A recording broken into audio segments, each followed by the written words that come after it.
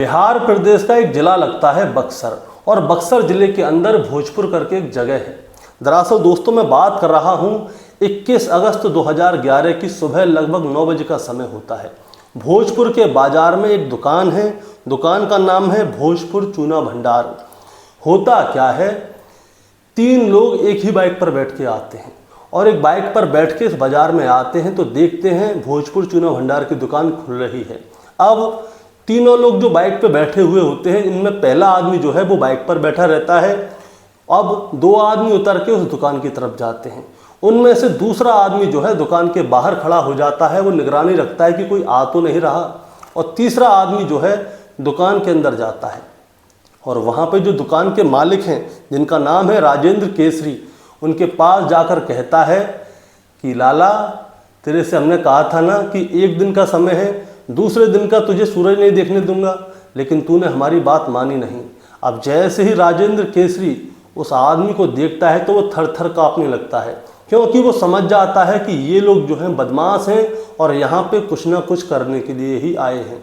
अब जैसे ही राजेंद्र केसरी कुछ कर पाते, उससे पहले ही वो आदमी बंदूक निकालता है और गोलियों से राजेंद्र केसरी को भून देता है। उसके बाद वो दोनों आदमी उस तीसरे आदमी के साथ मिलकर मोटरसाइकिल पर बैठते हैं और वहाँ से चले जाते हैं। इसके बाद जैसे ही राजेंद्र केसरी की दुकान पे गोलीकांड होता है तो उस समय पे क्या है दोस्तों, सुबह 9 बजे का समय होता है। आसपास की और भी दुकानें खुल रही थीं।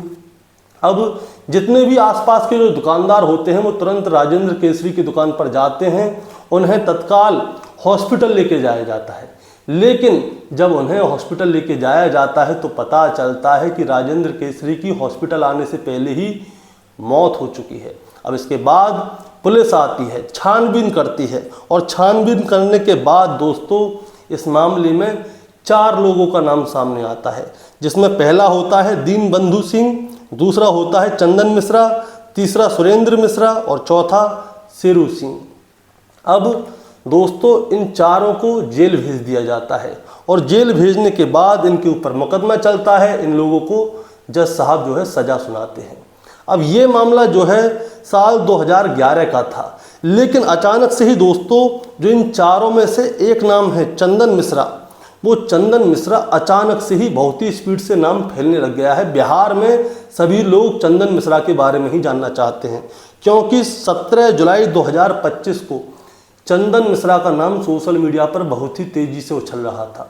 इसके लिए नेता हो, पक्ष हो चाहे विपक्ष हो, सभी लोग इसी के बारे में बात कर रहे थे और सभी लोग चंदन मिश्रा के बारे में जानना चाह रहे थे कि आखिर ये चंदन मिश्रा है कौन, जिसने 21 अगस्त 2011 को भोजपुर चूना भंडार के मालिक राजेंद्र केसरी की हत्या की थी। आज 2025 में 17 जुलाई 2025 को इसका नाम इतना ज़्यादा क्यों लिया जा रहा है? दोस्तों आज चंदन मिश्रा की ही कहानी सुनाऊंगा मैं आपको कि आखिर ये चंदन मिश्रा है कौन और लोग इसके बारे में इतना क्यों जानना चाहते हैं। दोस्तों कहानी शुरू करूंगा उससे पहले मैं बस आपसे यही कहना चाहूँगा कि अगर आप मेरे चैनल पे नए हैं तो चैनल को जल्दी से सब्सक्राइब कर दीजिएगा, ताकि रोजाना रात को 8 बजे मैं आपके लिए एक सच्ची घटना की कहानी लेकर आ सकूं। नमस्कार दोस्तों, मैं गौरव शर्मा और आप देख रहे हैं गौरव शर्मा सफ़र। दोस्तों आज की जो सच्ची घटना मैं आपको सुनाने जा रहा हूं, ये सच्ची घटना शुरू होती है बिहार प्रदेश की राजधानी पटना से, और पटना में ही थाना शास्त्री नगर लगता है और शास्त्री नगर थाना क्षेत्र के अंतर्गत राजा बाजार आता है और राजा बाजार में ही एक पारस हॉस्पिटल है। और पारस हॉस्पिटल जो है दोस्तों पटना का सबसे फेमस हॉस्पिटल है। इसी में जो बड़े बड़े नेता होते हैं, अधिकारी होते हैं, सभी का इलाज पारस हॉस्पिटल में ही होता है। दरअसल मैं बात कर रहा हूँ 17 जुलाई 2025 की सुबह लगभग 7 बजे का समय होता है। 7 बजे क्या होता है दोस्तों, कुछ लोग मोटरसाइकिल पर बैठ के आते हैं। 5 लोग होते हैं, इनमें से 4 लोगों ने जो है हेलमेट पहना हुआ होता है और एक बिना हेलमेट के होता है। इसके बाद ये क्या होता है दोस्तों, ये लोग हॉस्पिटल के बाहर टहल रहे होते हैं और आसपास का जायजा ले रहे होते हैं, रेकी कर रहे होते हैं कि यहाँ पे क्या हो रहा है क्या नहीं हो रहा। इसके बाद ये लोग क्या करते हैं, हॉस्पिटल के अंदर एंट्री मारते हैं। लगभग 7:15 बजे का समय होता है और 7:15 बजे जब ये एंट्री मारते हैं तो सीधे 2nd फ्लोर पे जाते हैं और 2nd फ्लोर पे आईसीयू है और आईसीयू के कमरा नंबर 209 में ये लोग घुसे चले जाते हैं। जब ये लोग हॉस्पिटल के अंदर उस गलियारे में चल रहे थे जहाँ पे आईसीयू है दोस्तों, वहाँ पे कोई नहीं होता और आईसीयू के अंदर भी कोई नहीं होता। अब ये लोग जो है आईसीयू के अंदर घुस जाते हैं। लगभग 30 सेकंड तक ये लोग आईसीयू के अंदर होते हैं और जैसे ही ये 30 सेकंड ये लोग आईसीयू के अंदर होते हैं, उस समय पे आईसीयू के अंदर से गोलियों की ताबड़तोड़ आवाज़ आती है। लगातार गोलियां चल रही होती हैं, लगभग 12-13 गोलियां चलती हैं और इसके बाद ये लोग आईसीयू से निकलते हैं। जिन लोगों ने हेलमेट पहना हुआ था, 4 लोगों ने, वो तो भागे भागे जा रहे थे, लेकिन जो एक आदमी था जिसने हेलमेट नहीं पहना था, वो आराम से टहलता हॉस्पिटल के बाहर जा रहा था। ये सारी चीज़ें सीसीटीवी कैमरे में रिकॉर्ड हो जाती हैं।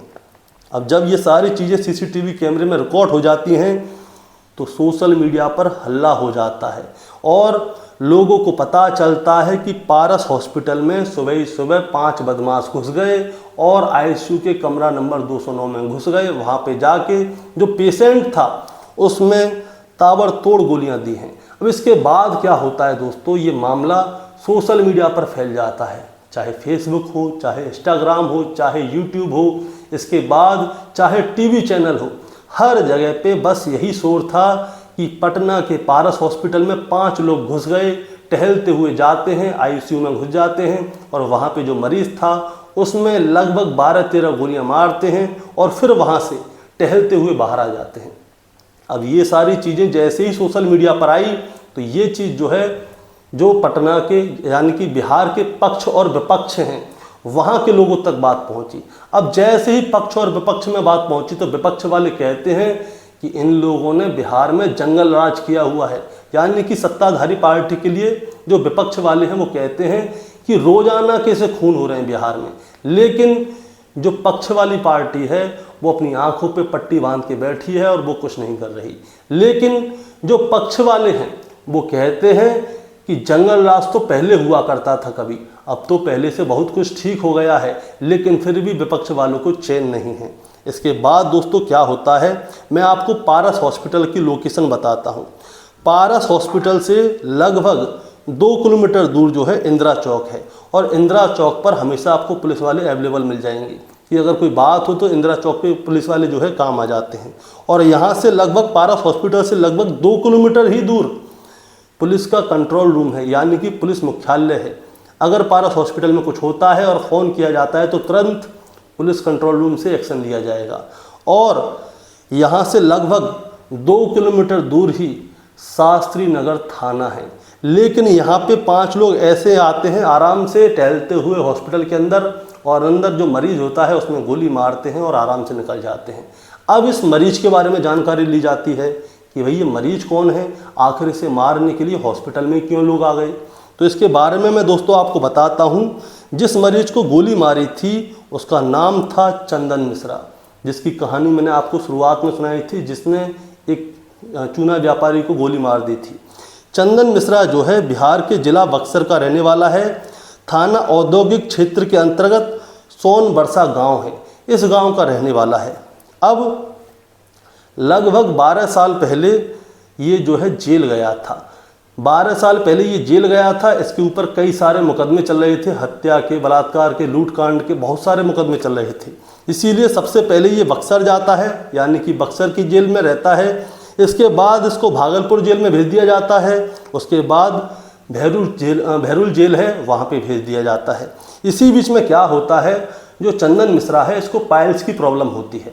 पाइल्स की प्रॉब्लम होती है तो क्या होता है, ये पेरोल पे कुछ दिन के लिए बाहर आया था।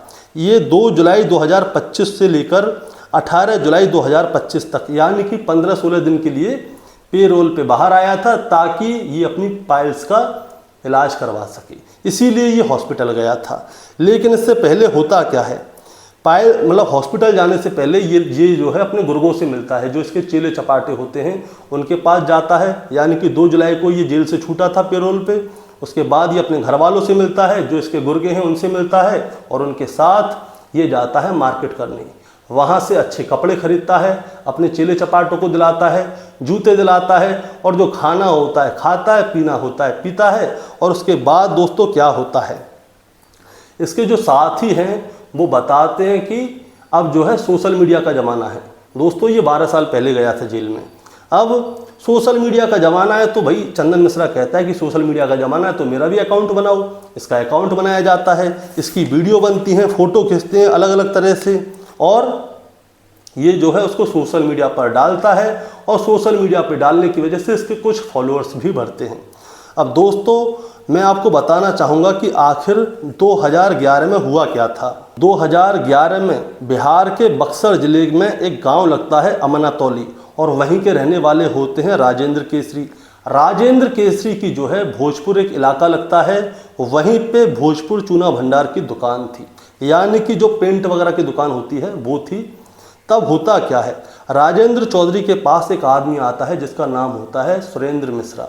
सुरेंद्र मिश्रा आके राजेंद्र चौधरी से कहता है कि लाला जी मैं अपना नया मकान बनवा रहा हूँ, और नए मकान में क्या है मुझे पेंट करवानी है, पॉलिश करवानी है, पीओपी वगैरह करवानी है। तो आप ऐसा कीजिए, आप मुझे अपना नंबर दे दीजिए, ताकि अगर मुझे किसी चीज़ की ज़रूरत पड़ेगी तो मैं आपके पास अपने लड़के को भेज दूंगा, आप उसे सामान दे दीजिएगा, मैं आपको पेमेंट करता जाऊँगा और हम दोनों का हिसाब किताब चलता रहेगा। अब दोस्तों होता क्या है, जो राजेंद्र केसरी हैं यानी कि दुकान के मालिक जो हैं, उनके पास उनका अपना नंबर नहीं होता। वो क्या करते हैं, अपने भतीजे का नंबर दे देते हैं। अब भतीजे का नंबर दे देते हैं, इसके बाद में जो आदमी आया होता है जिसका नाम सुरेंद्र मिश्रा होता है वो चला जाता है।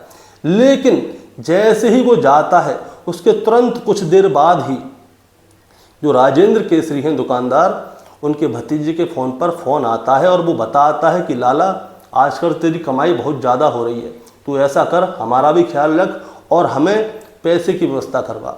लेकिन दोस्तों होता क्या है, जो भतीजा है अब जाता है अपने चाचा के पास, राजेंद्र केसरी के पास, उनसे कहता है कि चाचा जी आपके लिए एक फ़ोन आया है और वो पैसे मांग रहे हैं लोग। लेकिन जो चाचा है राजेंद्र केसरी दुकानदार, वो उनकी बातों पर ज़्यादा ध्यान नहीं देता। इसीलिए ये लोग क्या करते हैं, दोबारा से फ़ोन करते हैं और उससे कहते हैं कि कल का सूरज हम तेरे को देखने नहीं देंगे, हमने तेरे को फ़ोन किया, तूने हमारी बात नहीं मानी, कल का सूरज मैं तेरे को देखने नहीं दूंगा। इसके बाद 21 अगस्त 2011 की सुबह दीनबंधु सिंह, चंदन सिंह और सुरेंद्र मिश्रा और शेरू सिंह, ये चारों लोग जाते हैं और जो राजेंद्र केसरी हैं उनमें जाके गोली मार देते हैं। उनको हॉस्पिटल ले जाया जाता है तो पता चलता है वो मर गए हैं, और जब इनके केस की जांच पड़ताल होती है तो इन चारों लोगों का नाम आता है। अब जब इन चारों लोगों का नाम आता है तो दोस्तों होता क्या है, इन चारों लोगों में थे दीनबंधु सिंह, चंदन मिश्रा और सुरेंद्र मिश्रा, इन तीनों को जो है उम्र कैद की सज़ा होती है, और जो शेरू सिंह है इसको सजाए मौत होती है। अब जब शेरू सिंह को सजाए मौत सुनाई गई थी तो इसके बाद वो क्या करता है, पटना हाई कोर्ट में अपनी अपील लगाता है कि उसकी जो सजा है, सजाए मौत दी गई है, उसे भी बदल दिया जाए, उसे भी उम्र कैद में कर दिया जाए। इसीलिए उसकी सज़ा को जो है उम्र कैद में तब्दील कर दिया जाता है। अब मैं आपको एक और बात बताना चाहता हूँ, शेरू सिंह और जो चंदन मिश्रा है, ये दोनों बहुत ही लंगोटिया यार थे, ऐसे यार थे कि इनके बारे में पूछो ही मत। दरअसल मैं आपको बताना चाहता हूँ, शेरू सिंह और चंदन मिश्रा ने जो है 2009 से लेकर 2012 तक बक्सर ज़िले और आसपास के लोगों को बहुत ज़्यादा परेशान किया हुआ था। इनके ऊपर लूट, हत्या, अपहरण और रंगदारी वसूलने जैसे केस लगे हुए हैं, और इनके ऊपर लगभग 25 मुकदमे चल रहे थे, जिनमें से इनके गैंग के ऊपर 10 मुकदमे तो सिर्फ हत्या के चल रहे थे। और जो इन्होंने 10 हत्याएं की थी, उनमें से कुछ हत्याओं के बारे में मैं आपको बताना चाहता हूं दोस्तों। 6 सितंबर 2009 को सिमरी गांव में अनिल सिंह की हत्या इन लोगों ने की थी। 16 जुलाई 2011 को बक्सर औद्योगिक थाना क्षेत्र के अंतर्गत शिवाजी राव की हत्या की थी। 31 जुलाई 2011 को बक्सर टाउन थाना क्षेत्र के अंतर्गत मोहम्मद निजामुद्दीन की हत्या की थी। 4 मई 2011 को बक्सर टाउन थाना क्षेत्र के अंतर्गत जेल के क्लर्क हैं हैदर अली, उनकी हत्या की थी। 11 अगस्त 2011 को भोजपुर में जो चूना व्यापारी थे, जिनका मैंने आपको नाम बताया था, राजेंद्र केसरी, उनकी हत्या की थी। 11 अप्रैल 2012 को आरा नवादा थाना क्षेत्र में कोचिंग सेंटर चलता है, वहाँ पे जो कोचिंग संचालक थे उनकी हत्या की थी। 2013 में आरा टाउन थाना क्षेत्र के अंतर्गत जेल के गेट के सामने सिपाही हामिद की हत्या की थी। और ऐसे ही ना जाने इनके ऊपर कितने सारे केस चल रहे थे, और अब इनका नाम दोबारा से सामने आया। अब सामने नाम कैसे आया, ये दोनों दोस्त जो हैं इन दोनों के बीच में किसी वजह से दुश्मनाई हो गई। अब दुश्मनाई हो गई तो वो डॉक्टर के पास आया था दिखाने के लिए और इन्होंने पूरा जाल फैला के उसकी हत्या कर दी। लेकिन दोस्तों अब पुलिस से जब पूछा जाता है, मीडिया वाले जब पुलिस के पास जाते हैं और उनसे पूछते हैं कि आपके यहाँ पे ऐसे खुलेआम कोई आदमी आता है, हॉस्पिटल के अंदर घुस जाता है और आईसीयू में जाके ऐसे किसी को उड़ाया जाता है, तो इसके ऊपर आपका क्या कहना है।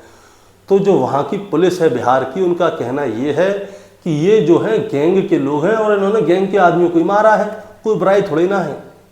और अब उन्होंने जो जवाब दिया तो ये जवाब भी कोई जवाब नहीं है दोस्तों। ऐसे ही पता चला पुलिस वाले तो अलग रहेंगे, गैंग वाले एक दूसरे को मारते रहेंगे, अपने मामलों को सुलझाते रहेंगे, तो फिर पुलिस वालों की क्या जरूरत है। अब दोस्तों जो चंदन मिश्रा है आईसीयू में कमरा नंबर 209 में है। इस बात की जो शेरू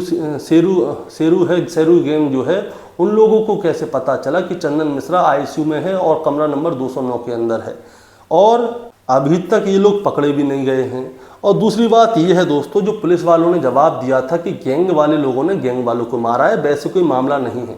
तो मैं आपको बता देता हूँ, पिछले 17 दिनों में बिहार के अंदर 46 हत्याएं कर दी गई हैं। आप रोजाना सुनते होंगे किसी न किसी की हत्या की गई है। 2-4 कहानी तो मैंने सुनाई है, एक परिवार को जिंदा जला दिया था।